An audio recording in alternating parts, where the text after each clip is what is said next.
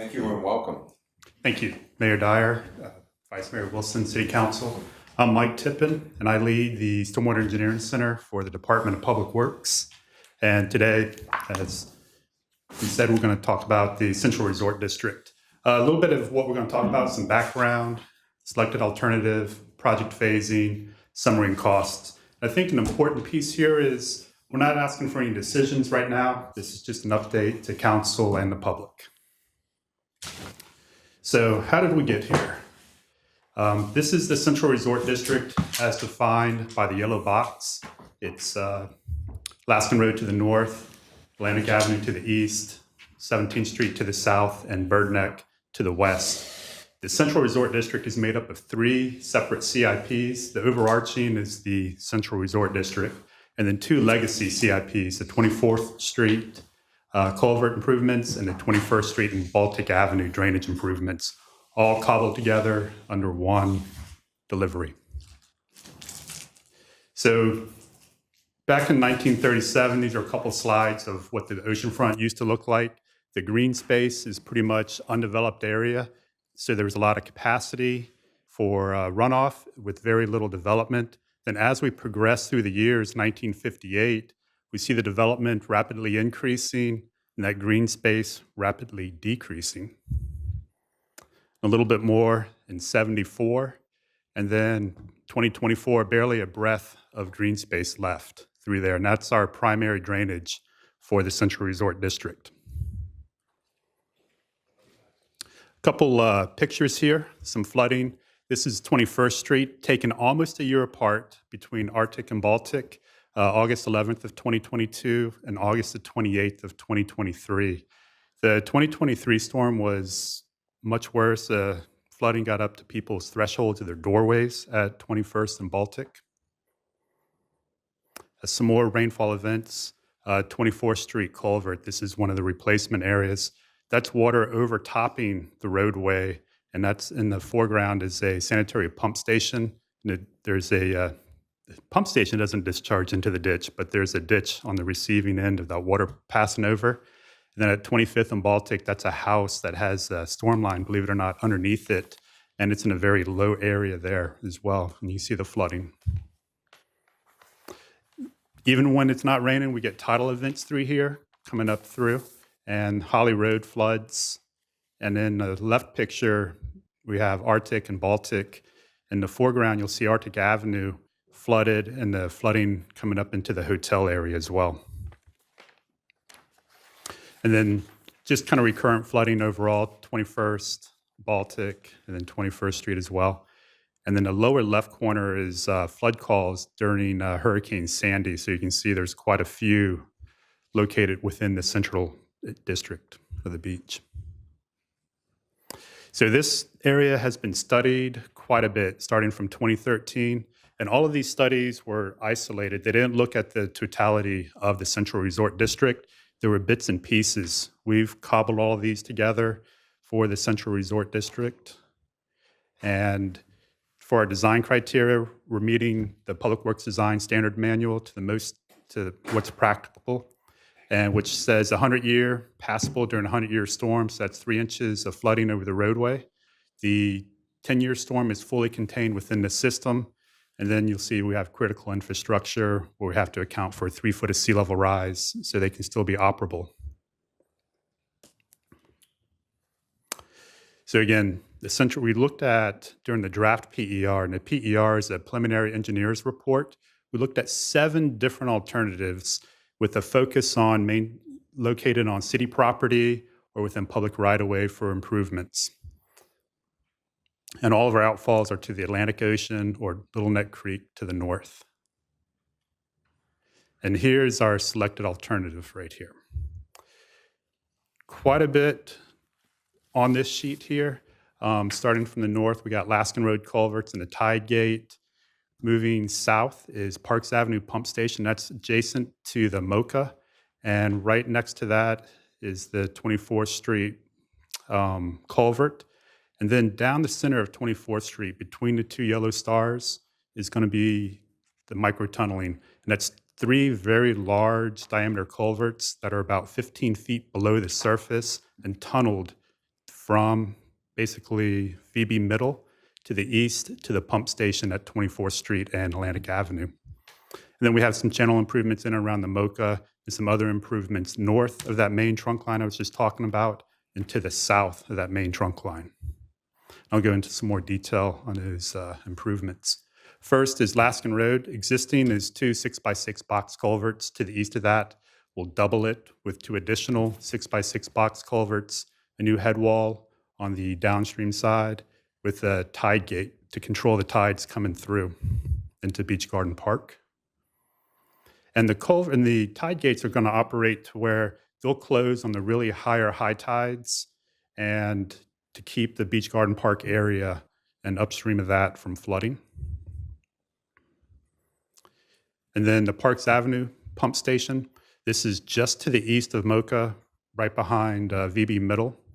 And it's a 250 CFS capacity. You ask, what is 250 CFS, cubic feet per second? Basically, we'll drain a Olympic-sized swimming pool in about 5.5 minutes. And it's going to discharge to the north behind Beach Middle and into Beach Garden Park. And this is a rendering of what the pump station would look like. Pretty minimal. There's the existing path through there, and it's kind of up in the upper right corner, so very minimal. Second is the 24th Street microtunneling. And this is a pretty significant piece. This area right here at 24th and Mediterranean is where we're going to start. This is some nice little graphics here that come out pretty cool. And you can see kind of a jacking pit will be over here. That's really located in 24th Street because it's going to be a straight shot. We just pushed it off to the side for clarity. And then these are the main pipes. You see 3 large diameter pipes with a yellow microtunneling machine. So it's very similar to what they're doing at Chesapeake Bay Bridge Tunnel, but just much, much smaller. And those are 78-inch pipes, and they're quite big.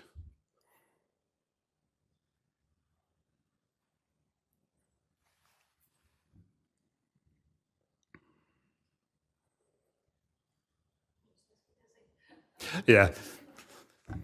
So you can see the pipes underground. The beauty of this is we're going to be so deep that we don't have to disturb the 24th Street up above, and we'll miss all the existing utilities that are in there, and all the existing storm will be able to connect into it. So all of this is going to happen while up above is going to be unimpacted, except for where we're starting off at. And then this is going to drain to the 24th Street Park pump station. So this is going to spin around on you too. So if you get a little dizzy, motion sickness, I'd close your eyes. You come a long way since my drafting class in 1967. Oh, yes. It's pretty incredible. We've been working with Parks and Rec on this as well, so to kind of re-envision the 24th Street Park. So on the right is the pump house, the visitor center, and park facilities, so restrooms and different things like that. And then on the left is where our generators will be held or housed. And then underground, you have the 777-8s that are microtunneled into the wet well. And then the discharge is also underground, under the beach, and that's going to shoot out about 2,500 feet into the ocean. And, well, I didn't say it, but the particular pump station is a 950 CFS pump station. That pump station will drain an Olympic-sized swimming pool in just over a minute. So it's quite a powerful pump station. That's about 660,000 gallons pulled out within a minute. I was talking about the 24th Street culvert. This is existing downstream. You see a lot of the erosion in and around the trees here because that culvert is so undersized. And what we're looking at doing is replacing it with a 35-foot by 6-foot, it's not really a culvert, it's almost like a bridge or opening there, 6 foot tall, 35 foot in length. And then we're also going to raise the road, because you saw that picture of the overtopping. We don't want it to overtop anymore. It sits about elevation 4.5. We're going to raise it to 7.5 to prevent that overtopping. And this is where all the drainage from the MoCA 264 and the convention center drains through this point right here. So at a 54-inch pipe, it was way undersized, and that was causing a lot of the flooding upstream. Here's the existing MoCA channel. And what we would like to do in a perfect world from a priority standpoint is first priority is remove Old Virginia Beach Road because that acts as a constriction. Then as we move toward 24th Street, we would like to remove that west parking lot to open up the drainage way through there, and then take a sliver, priority 3, of the north parking lot. And depending how things work out with the MoCA, we're going to be able to maneuver a little bit and do some different things, but priority 1 really is Old Virginia Beach Road. Just to take that out, disconnect that. So with all of this, going to go into the phasing. So total is about $386 million for construction, and that's in today's dollars for all of this. The first is the Tide Gate and the new culvert at Laskin at $8.9 million. And just by doing that one project, we remove a little over a mile of street flooding from the 10-year storm, 0.6 miles from the 100-year storm, and we remove 41 structures from flooding out of the 10-year storm and an additional 46 structures from the 100-year storm. So just that one project does that little bit right there. And then second is the Parks Avenue pump station at $66.4 million. And with doing the pump station plus the Tide Gate, total combined, you can see across the bottom there, 72 structures removed from the 100-year storm. And what is that, 1.2 miles, almost 1.3 miles removed from flooding during the 100-year. And if it's okay, I'm not going to read through all these numbers, but that's how they kind of total out as we progress through, because that would take quite a while to start reading through all these. Phase 2 is the microtunneling, and that's 3 70-inch trunk lines bored about 15 feet below the surface from Mediterranean East to Atlantic Avenue at the pump station. And it's quite a long way with those 3 pipes, and they're huge at $102.3 million.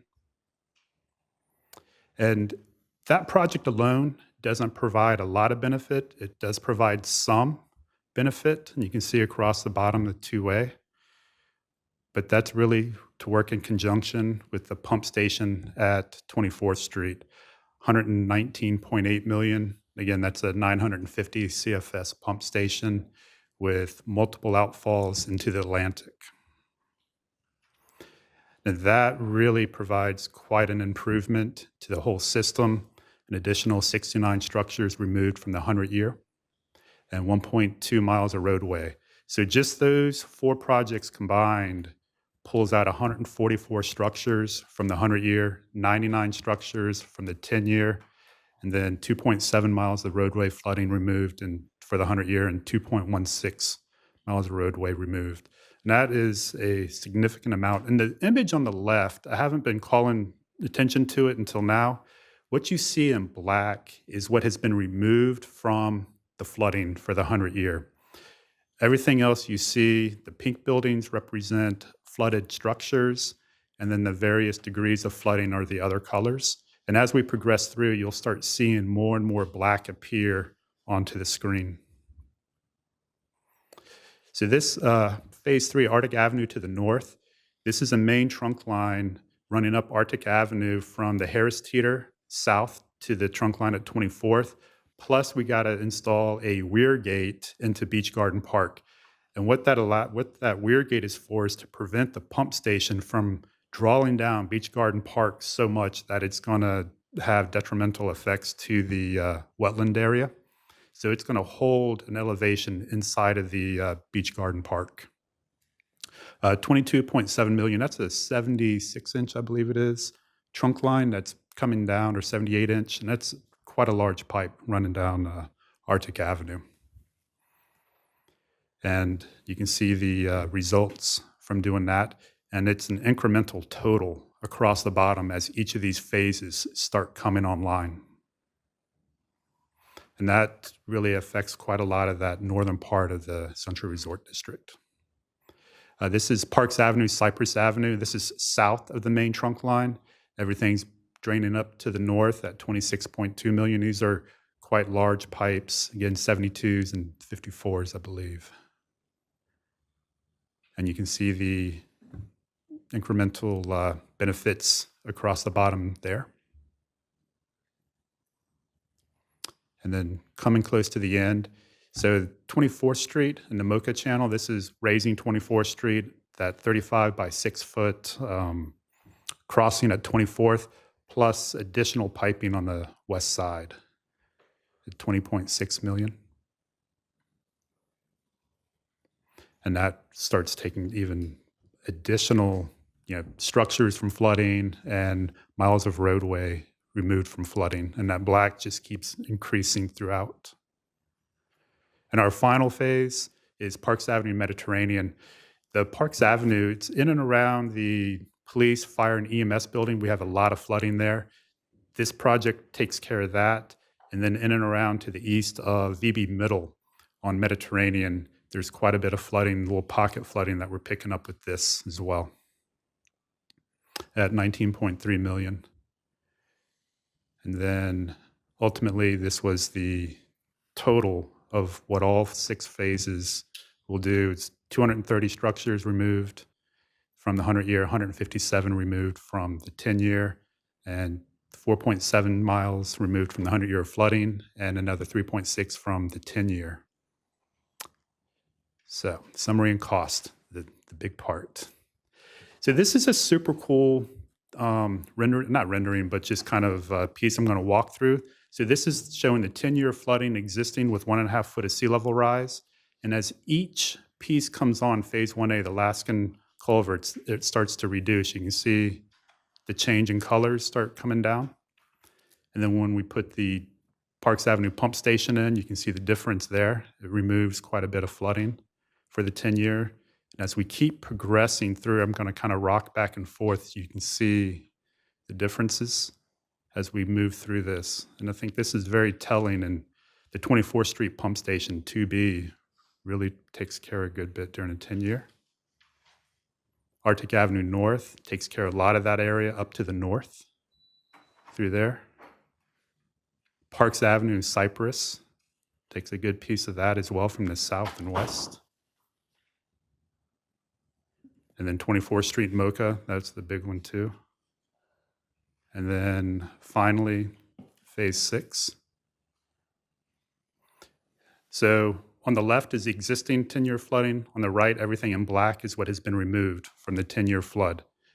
And then I'm going to walk through the same thing for the 100-year. I'm not going to rock back and forth, but just go through the 100-year for you. Phase 1A, B, 1B. And then 2A with the microtunneling, very little. And then the big pump station, that is quite a big difference there on the pump station, 24th. Arctic, that's a huge increase in improvements as we keep rocking through.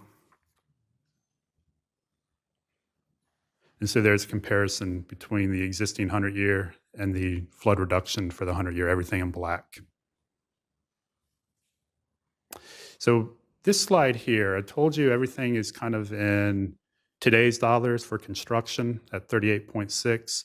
We went and looked at escalation because as these progress through, we used a 5% per year, which is conservative, really conservative. And so I totaled those up to the estimated construction cost with escalation, with it is 537, and the total project cost is 577.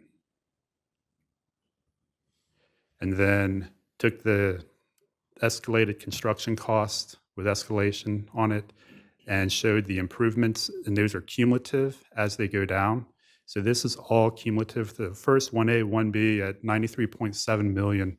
We have that in the bank right now to move forward with. Everything after that, we would have to work and see how is the best way to deliver these last handful of phases. 2A, 2B, ideally, will go together at the same time, and that's right around $306 million to do 2A and 2B. And then the rest, 3, 4, 5, and 6, they can come on anytime after 2A and 2B have been completed. And finally, schedule. With 1A, 1B, we have the funding appropriated currently to date. We'd look at doing an RFQ, RFP, and interviews during Q2 of 26. Between now and Q2 of 26, we'd want to go out, we got to do a lot of public meetings, civic leagues, and to get the word out, finalize the PER, and then start moving through the selection of the design build team of Q4, construction start Q4 of 27. And we're looking at 2 years to build 1A and 1B. And those two, if you remember from earlier before, really have quite a benefit to the Central Resort District. And this is just a quick summary. With no infrastructure improvements, 6 miles of roadways flood during the 10-year storm, and 516 structures are flooded. And this is all based on modeling results during the 100-year. With all of those infrastructure improvements, we'd see a 61% decrease in street flooding and a 45% decrease in structure flooding. And with that, any questions? I think we're going to have to schedule another bake sale. We are applying for grants. It's not going to bridge that gap, but we have a lot of opportunity for grants through FEMA, the Flood Mitigation Assistance Program, through the state with the CFPF or the Community Flood Protection. So there's opportunities out there, and we've been pretty successful in the last 2 to 3 years, securing a little over $66 million in grants with federal and state for the whole flood protection program.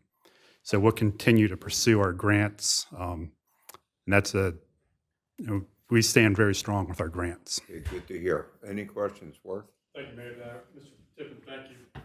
And Yes, sir. Mr. Hanson, thank you for you and your department's diligence for this. This is a huge project, and thank you, Mr. Tippin, for attending my community meeting a couple of weeks ago and presenting most of this to very interested citizens in the Central Beach Resort area. And my phone looks like some of those pictures early on there during a thunderstorm in the summertime. The rainwater does aggregate. Mm-hmm. And as we do look at the comprehensive plan soon across here and across the city, we do need to take a look at the effects of development in our city. This is a great example, for good or for worse, of what happens when we have these issues. Also, take note of the assets of the city, the convention center, the sports center, the Vibe, Mocha, and of course the resort is close by. So this is a very important project to our city, not just District 6, but our city. But just to reiterate, so phases 1A, 1B and are authorized or in the bank, as you said.